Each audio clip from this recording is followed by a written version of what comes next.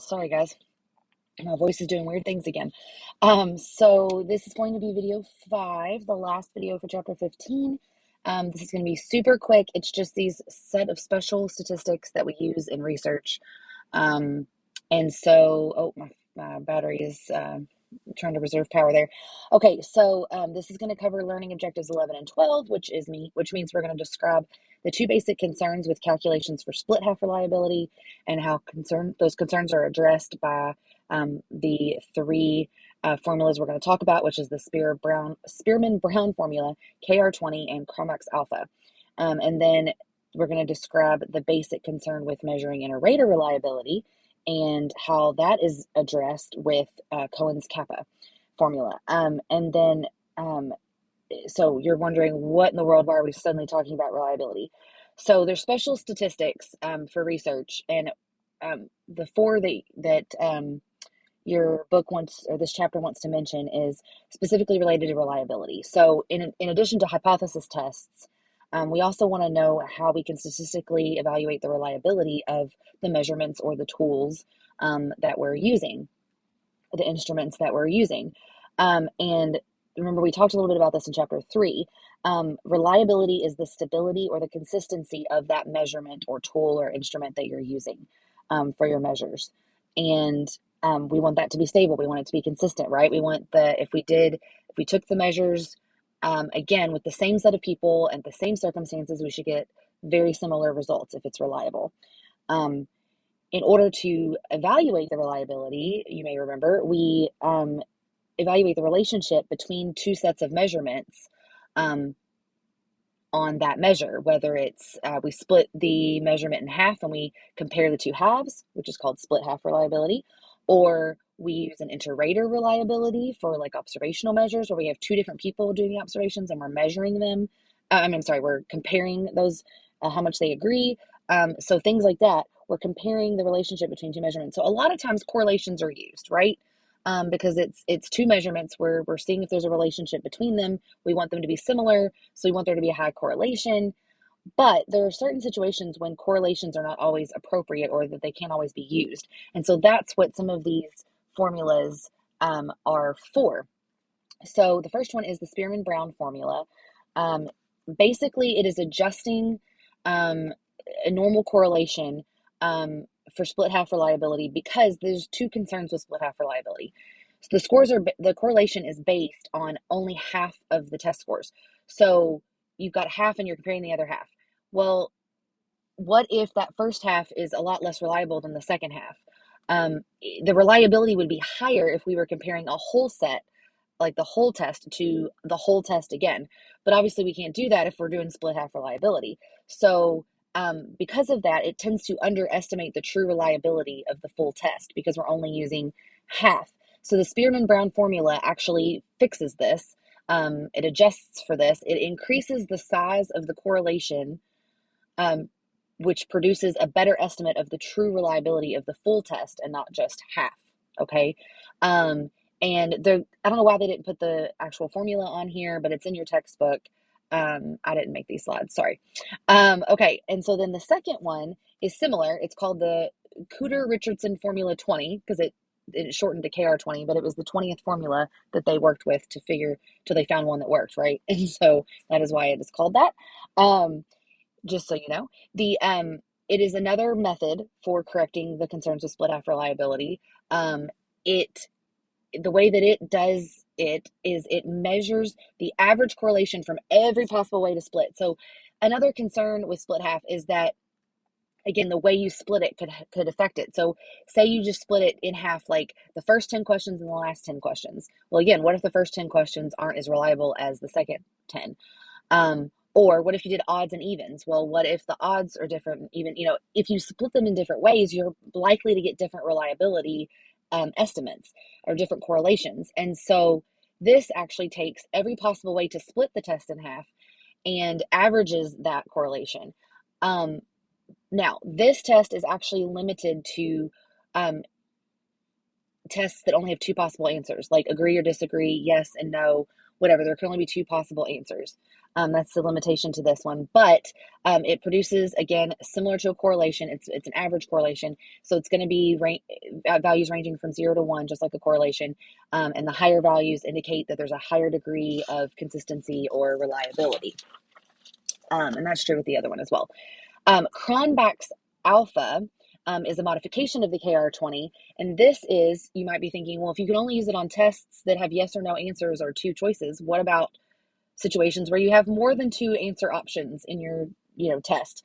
Well, if there's more than two alternatives, you can use Cronbach's alpha. This actually measures split half reliability by estimating that average correlation, just like KR20, but it's every possible way, and it's every possible way to split the test in half again, but it's for more than two alternatives. And so it's a lot more complicated of a formula, but it is similar in structure to the other one. You can compare that in your book. It actually has it here, but didn't have the other one. You didn't see that on the slide, but it is in the book.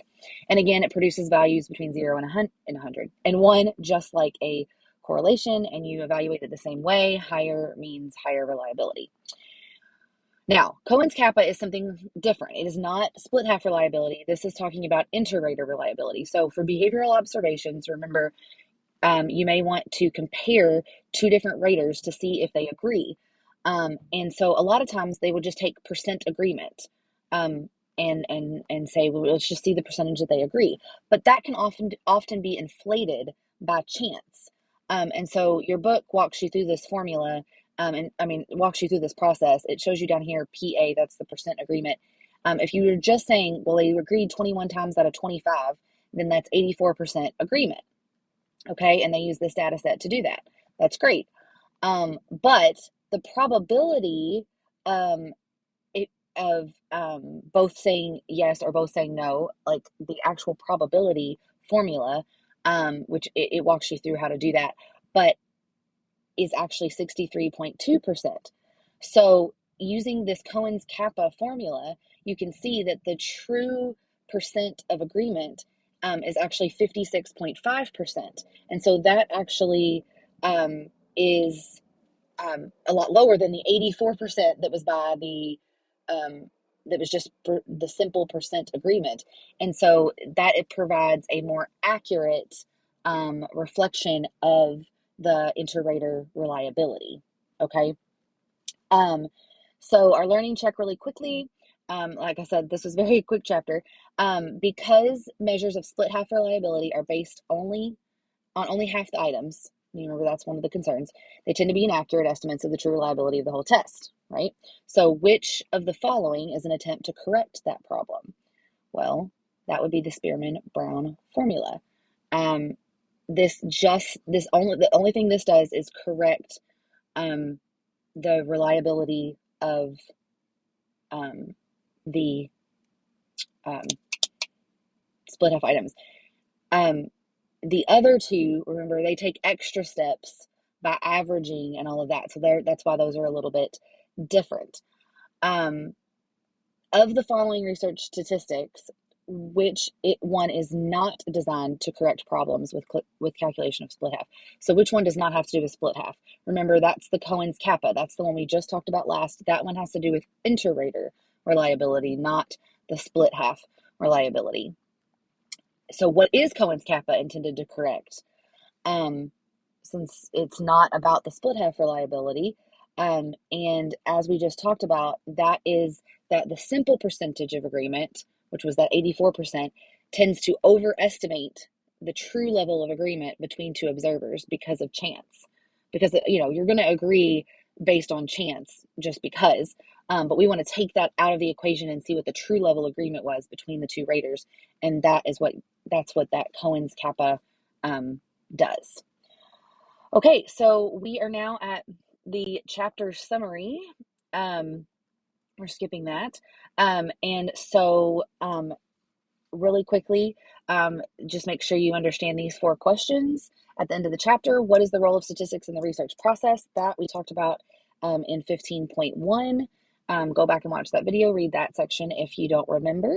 How do descriptive statistics differ from inferential statistics? Remember, descriptive statistics are describing, central tendency, all of that.